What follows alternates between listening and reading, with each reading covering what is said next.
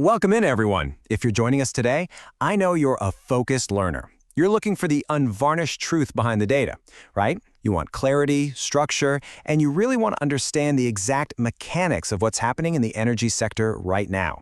Well, you are absolutely in the right place. Today, we're doing a complete deep dive, unpacking the legal and financial liabilities that are quite literally threatening to upend long-term project equity in the utility-scale battery energy storage systems market. Specifically, we're going to look at the financial time bombs hidden right beneath the surface of decommissioning. It's a topic that's quietly keeping project finance professionals awake at night. So let's get right into it. Okay, let's dive into this. Here's our structured roadmap for today, curated specifically for you risk officers, legal advisors, and asset owners out there. First up, the Year 15 financial illusion. Then, hazardous waste, the harsh reality. Third, we'll hit the SPV liability trap. And finally, we'll wrap up with 3 risk mitigation frameworks. Part 1. The Year 15 financial illusion.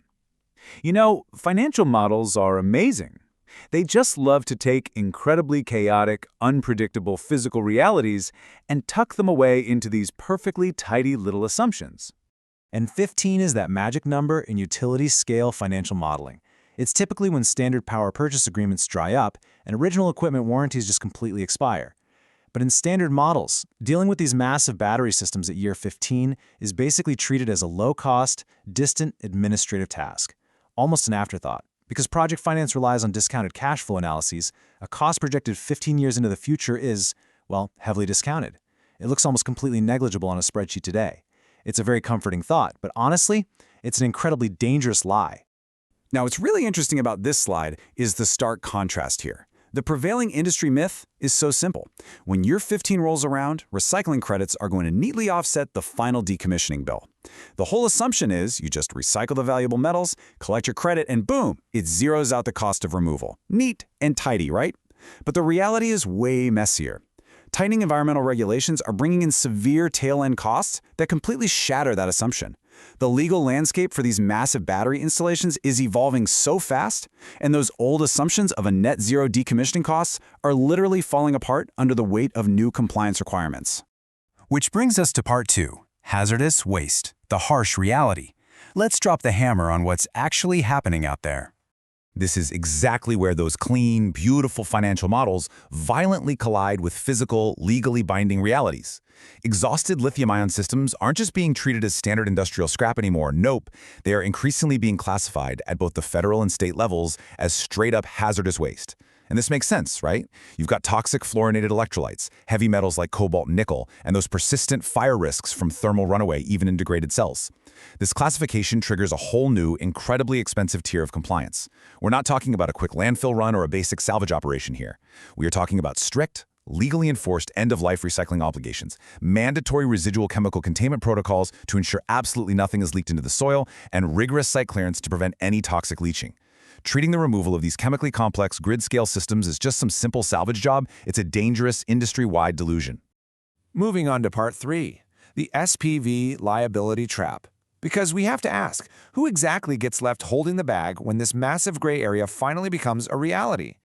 Well, in project finance, the special purpose vehicle, or SPV, is the specific legal entity created to own the asset. The whole point of an SPV is to isolate financial risk and protect parent companies or investors from direct liability using non-recourse debt.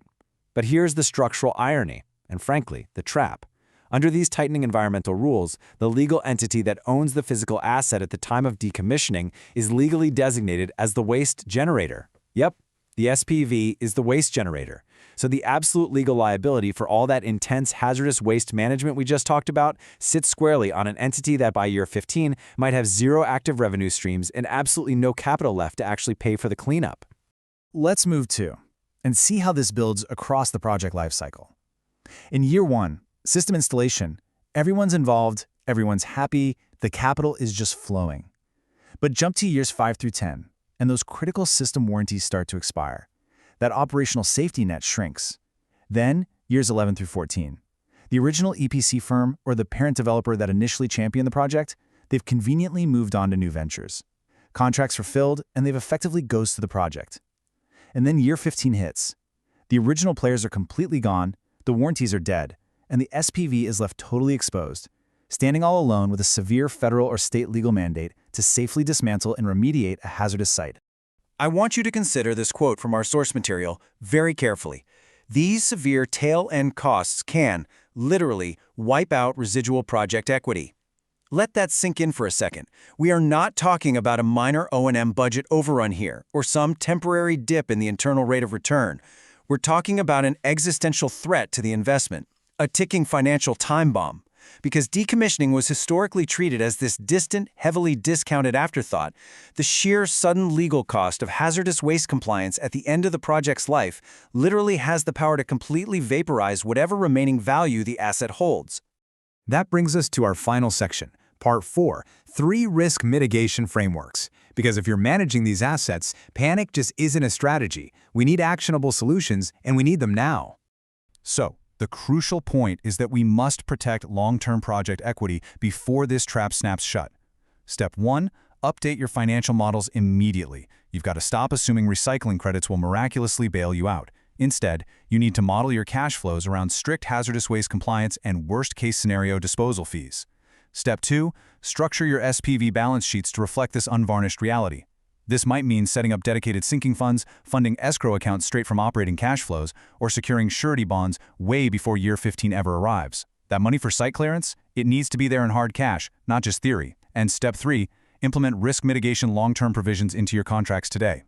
Bake these rigorous compliance costs into your initial legal planning from day one so that early equity distributions don't leave the SPV completely hollowed out when that decommissioning bill finally comes due.